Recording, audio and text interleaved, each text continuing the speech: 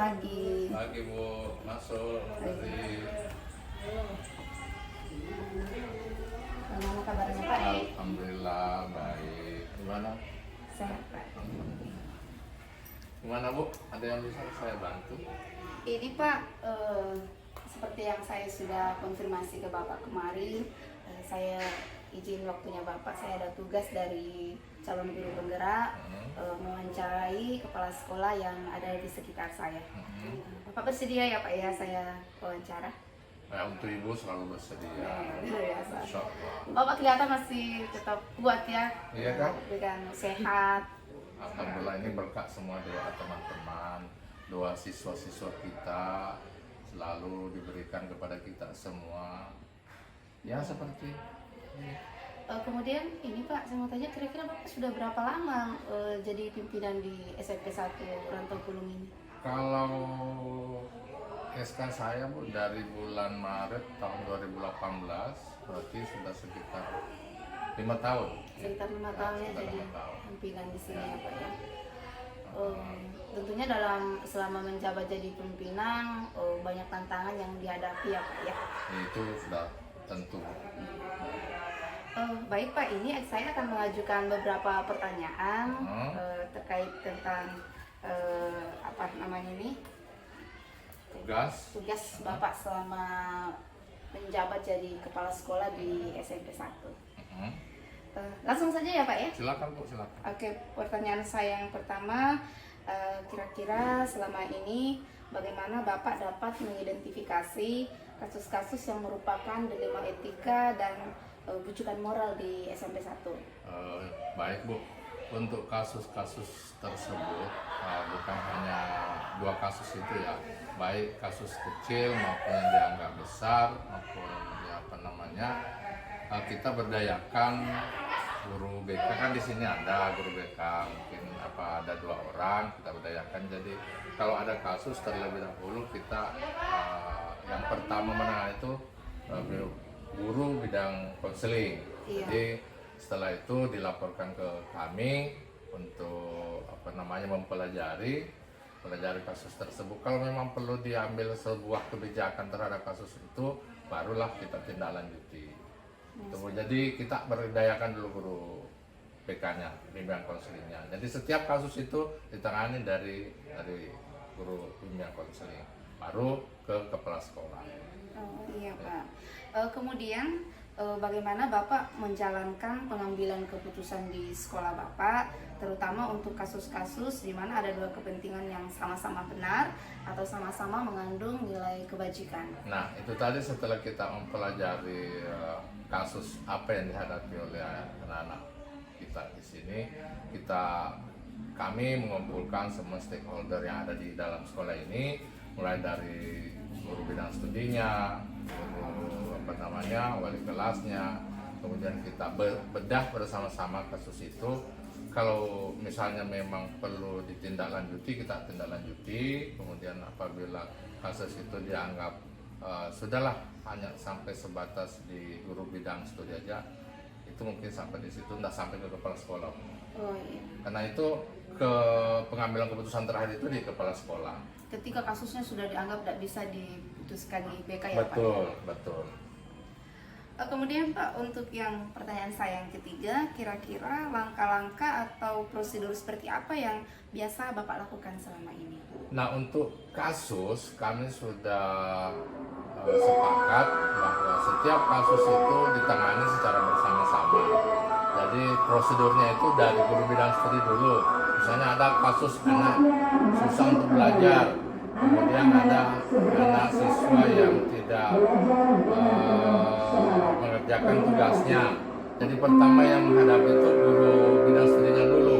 Setelah guru bidang studi ditindaklanjuti oleh wali kelas. Wali kelas itulah yang membimbing sampai anak itu mampu untuk melakukan tugas-tugasnya dari guru bidang studi. Apabila sampai di guru kelas tidak sanggup, maka baru ditingkatkan naik ke guru bimbingan konseling. Nah, di bimbingan konseling pun itu ada beberapa tahapan-tahapan yang harus dilalui. Namun ketika tahapan-tahapan itu sudah selesai dilaksanakan dan masih belum bisa ditangani secara serius, maka dilaporkan kepada pihak kami selaku pimpinan. Seperti itu, luar biasa ya Pak ya tahapannya ya. Kemudian untuk hal-hal yang selama ini Bapak anggap efektif dalam pengambilan keputusan pada kasus dilema etika, kira-kira apa saja Pak? Nah untuk itu Ibu, apabila kami menemukan kasus seperti itu, kami tetap menggunakan musyawarah dengan stakeholder yang lain, apakah itu guru, apa itu anggota komite, atau mungkin pihak-pihak yang berkaitan dengan kasus yang dimaksud. Misalnya mungkin dari pihak eksternal kita butuhkan dari pihak puskesmas atau dari pihak kepolisian, itu kita juga akan mengundang. Jadi kita tidak tertutup untuk kasus-kasus yang terjadi di sini. Jadi kita membangun kerjasama kedua. Gitu. Untuk selesaikan Ya, kasus-kasus yang misalnya kalau ada di sini contoh kecil saja selain yang sampaikan tadi itu kasus narkoba misalnya kan tidak mungkin kita bisa tangani sendiri di sini. Iya. Tentu harus melibatkan dengan pihak eksternal yaitu pihak kepolisian. Kemudian apakah Bapak memiliki sebuah tata kala atau jadwal tertentu dalam sebuah penyelesaian kasus dilema etika? Apakah Bapak langsung menyelesaikan di tempat atau memiliki sebuah jadwal untuk menyelesaikan? Kemudian bentuk dan prosedur seperti apa yang Bapak Nah, jalankan? untuk itu Bu, kalau apabila ada kasus, ya, kasus ini kan sudah terdaftar di bimbingan konseling. Setelah kita mempelajari semuanya, baru kita membentuk tahapan-tahapan. Misalnya kita mengadakan evaluasi per 3 bulan atau per 4 bulan, atau kadang mungkin kalau dianggap serius itu per bulan kita akan apa namanya itu mengevaluasi, mempelajari untuk pengambilan keputusan selanjutnya, penanganan terhadap penanganan kasus tersebut. Jadi tergantung dari kasusnya Ya, seberat apa artinya gitu ya, Pak, ya? berat ringannya sebuah kasus itu tergantung dari itu. Jadi ada yang jelas paling lama itu adalah per 1 semester. Per 1 semester ya. Kita juga tidak bisa membiarkan sampai bertahun-tahun karena anak-anak ini kan kita butuh apa namanya perubahan. Apa ini kalau setelah ditangani ada perubahan apa tidak? Pak. Kemudian adakah seseorang atau faktor-faktor apa yang selama ini mempermudah atau membantu Bapak dalam pengambilan keputusan dalam kasus dilema etika? Kalau ada orang yang membantu itu pasti ada, terutama dari pihak apabila kita temukan kasus masalah itu kami panggil guru PKN-nya yang ada hubungannya dengan etika, dengan pergaulan dan sopan santun, kemudian juga guru agama kami panggil untuk bicarakan bersama karena ini etika dan moral itu kan berkaitan langsung dengan pelajaran kedua pelajaran ini. Jadi kemudian juga kita melakukan pembiasaan, membudayakan anak-anak itu setiap datang siapapun yang ditemui harus salam. Budaya positif ya, Pak, positif ya? itu karena kita di sini terapkan 5S, ya kan? Apa namanya senyum, sapa, salam, sopan dan santun. Nah, itu kita pembudayaan itu membudayakan hal-hal positif seperti itu. Jadi di sekolah ini sudah menerapkan budaya-budaya positif Alhamdulillah ya, Pak Bu, ya, sudah. luar biasa. Kemudian ini pertanyaan saya yang terakhir Pak, dari semua hal yang telah Bapak sampaikan, pelajaran apa yang dapat Bapak petik dari pengalaman Bapak sebagai kepala sekolah dalam mengambil keputusan dilema etika? Salah satu pembelajaran dapat kami petik adalah di setiap pengambilan keputusan itu penting untuk dilakukan musyawarah baik dalam lingkup yang kecil maupun dalam lingkup secara luas. Artinya lingkup kecil ini mungkin hanya sebatas di dalam sekolah internal atau kalau membutuhkan pihak-pihak eksternal kita juga akan lakukan seperti itu. Tergantung masalahnya sih. Ya, tergantung dari kasusnya. Kasus tergantung daripada kasus.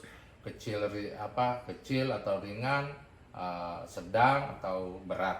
Nah, karena kemarin itu tahu sendiri kan zaman sekarang ini anak-anak itu mudah mendapatkan informasi dari luar dengan adanya gadget, dengan adanya internet. Anak-anak itu mudah menyerap informasi dari luar. Nah, kalau kita tidak hati-hati mengarahkan anak-anak untuk menyerap informasi yang positif, itu kadang ada juga kasus seperti kemarin itu yang ditangani oleh BK dengan hal-hal yang tidak selayaknya lah yang ditonton oleh seorang pelajar. Nah, seperti itu contohnya. Jadi kita panggil orang tuanya, kita panggil pemerintah setempat, kemudian hal-hal yang terkait dengan kasus-kasus yang terjadi di sekolah ini. Itu Bu, dari jawaban dari kami. Oke Pak, luar biasa ya percakapan dengan Bapak. Jadi saya dapat simpulkan berarti selama ini Bapak dalam pengambilan keputusan tentunya tidak bisa mengambil keputusan mengambil keputusan sendiri, tetapi melalui musyawarah. Betul, melibatkan orang lain, karena orang belum lain. tentu kepala sekolah itu tahu persis masalahnya, ya kan? Tidak. Iya, dan tentunya dalam pengambilan keputusan pasti Bapak mengutamakan kepentingan Bapak betul. ya, yang terbaik untuk anak-anak ya Pak ya Bapak. Musyawarah aja kita melakukan sila keempat. Nah, Iya. Oke Pak, terima kasih atas waktunya. Saya senang sekali bisa ya Pak ya saya lihat-lihat silakan video Ibu, Bapak. dengan Ini senang sangat hati. asri dan bersih sekolahnya. Sangat nyaman di sini ya Pak ya. Amin. Mudah-mudahan dapat kesan yang bagus di Sangat sekolah. Pak, ini saya masuk tadi itu sudah perhatikan ini SMP 1 bersih, rapi dan sejuk sekali. Banyak di sini, berubah ya. ya Bu ya. Banyak. Alhamdulillah. Oke Pak, terima kasih Iya, atas sama-sama, waktunya. Ibu. Sehat selalu ya Pak ya. Ibu juga sukses selalu. Iya, terima Mudah-mudahan kasih, dalam Pak. tugasnya ini cepat selesai dan menyampaikan hasil yang lebih.